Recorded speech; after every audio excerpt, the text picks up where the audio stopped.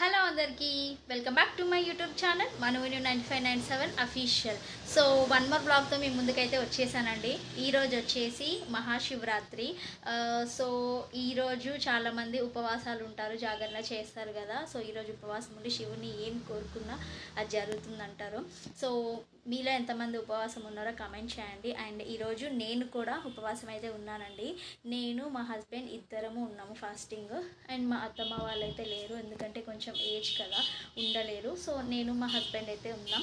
And ఈరోజు ఏం చేస్తా అన్నది చూడండి, జనరల్గా జరిగే థింగ్సే. సో ఇప్పుడైతే నేను ఈవినింగ్ కానీ కస్టర్డ్ అయితే ముందే ప్రిపేర్ అయితే చేసుకుంటున్నానండి. ఈ ఎండకి మనకి అదైతే బాగా అనిపిస్తుంది అని చెప్పేసి ఫాస్టింగ్ ఉంటాం కదా, లిక్విడ్స్ అన్నవి బాగుంటాయి. సో అందుకే కస్టర్డ్ అయితే ప్రిపేర్ చేస్తున్నాను. నేను నా వేలో ఎలా చేస్తానో చూడండి, మీరు సింపుల్గా చూపిస్తాను. కుదిరినంత వరకు అయితే క్లిప్స్ అయితే తీసి చూపిస్తాను, చూడండి. సో చూస్తున్నారుగా, ఇక్కడైతే మిల్క్ అయితే బాయిల్ చేస్తున్నానండి. మీరే చూడండి, మంచి బాయిల్ అయిపోయింది మిల్క్.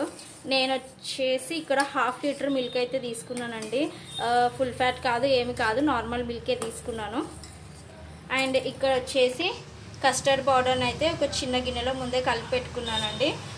సో ఇప్పుడు పాలు హీట్ అయ్యాయి కదా, ఈ కస్టర్డ్ పౌడర్ని అయితే దీంట్లో వేస్తాను కలుపుతూ.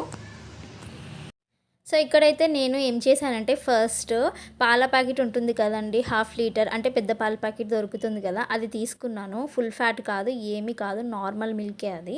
సో ఆ ప్యాకెట్లోంచి పచ్చి పాలు ఉంటాయి కదా, కొన్ని 3/4 ఆఫ్ అన్ని పాలు ఒక సపరేట్గా కప్పులో వేసుకొని దాంట్లోనే మనం 2 స్పూన్స్ ఆఫ్ కస్టర్డ్ పౌడర్ని అయితే మిక్స్ చేసుకొని ముందుగా లమ్స్ లేకుండా, ఉండలు లేకుండా కలుపుకొని పెట్టుకోవాలి సైడ్కి. దాని తర్వాత రిమైనింగ్ పాలను ఇలానే ఒక గిన్నెలో వేసి మంచిగా వేడి చేయండి. బాయిల్ మంచిగా అవ్వాలి. అవి బాయిల్ మంచిగా అయినా ఒక 5 to 10 minutes లోపు షుగర్ వేసేయండి. షుగర్ యాడ్ చేసి ఇంకొక 5 minutes పెడితే మంచిగా పాలన్నవి బాయిల్ అయితే దగ్గరకు అవుతాయి. అప్పుడు మనం ఈ కస్టర్డ్ పౌడర్ని ఒకసారి కలుపుకొని ఏదైతే బౌల్లో కలుపుకున్నామో దాన్ని కలుపుకుంటూ ఈ పాలల్లో అయితే వేయాలి, లేదంటే ఉండలు కడతాయి. సో కలుపుకుంటూ వేస్తే మనకి ఇలా చాలా బాగుంటుంది. అది వేయంగానే మనకి క్రీమీ ఫ్లేవర్ వచ్చేస్తుంది పాలల్లో. మీరే చూడండి, నాకైతే అలా ఉన్న పాలు ఇంత క్రీమీగా వచ్చాయి, చాలా చాలా బాగుంటుంది. సో అలా వేసిన తర్వాత ఒక మీడియం టు లో ఫ్లేమ్లో పెట్టుకొని కలుపుతూనే ఉండండి, బికాస్ అడుగంటుతుంది. సో మనం కలుపుకుంటూ ఉండాలి, దాన్ని కంటిన్యూస్గా స్టిర్ చేస్తూ అయితే ఉండండి. ఒక 5 minutes అలా కలపండి చాలు. దాని తర్వాత మీ కన్సిస్టెన్సీ బట్టి, నేనైతే నాకు ఈ కన్సిస్టెన్సీ చాలు అనుకున్నప్పుడు నేను బంద్ చేస్తాను.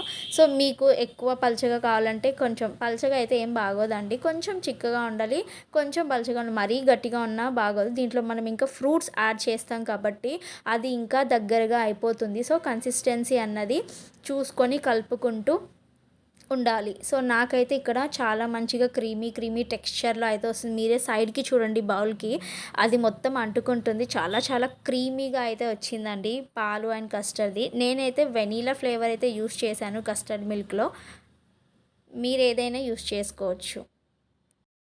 ఇదే కస్టర్డ్ పౌడర్ని అయితే యూస్ చేశానండి నేను, వనీలా ఫ్లేవర్. ఇక్కడ ఈ స్టేజ్లో వచ్చేసరికి నేను ఈ ఒక్క ఇలాచీని అయితే వేస్తున్నాను. సో నేనైతే డైరెక్ట్గా ఇలా వేస్తున్నాను. మీకు కావాలి అనుకుంటే వీటిని క్రష్ చేసి ఇలాచీ పౌడర్ ఉంటుంది కదా, అదైనా వేయచ్చు. అంతేనండి, ఇంకా దీన్ని నేనైతే బంద్ చేసేస్తున్నాను, ఇంకా గట్టిగా అయిపోతుంది.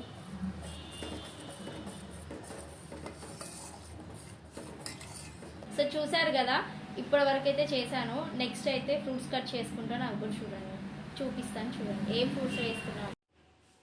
సో ఫ్రూట్స్ అయితే ఇక్కడ కట్ చేస్తున్నాను కస్టర్డ్లో వేయడానికి. నేనైతే 2 దానిమ్మ తీసుకున్నా కానీ నాకు ఎందుకు ఒక దానిమ్మే సరిపోతుంది అనిపిస్తుంది. యాపిల్ కూడా ఒకటి తీసుకుంటాను, అండ్ బనానా ఒకటైతే తీసుకుంటాను. అండ్ ఇవి వచ్చిన తర్వాత చూపిస్తాను.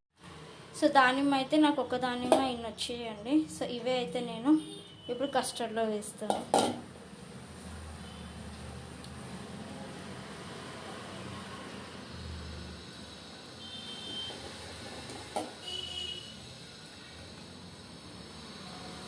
యాపిల్ని అయితే ఇలా చిన్నగా కట్ చేసుకొని కస్టర్డ్లో అయితే వేస్తానండి. దాన్ని నేను కొంచెం ఫ్రిడ్జ్లో పెడతాను.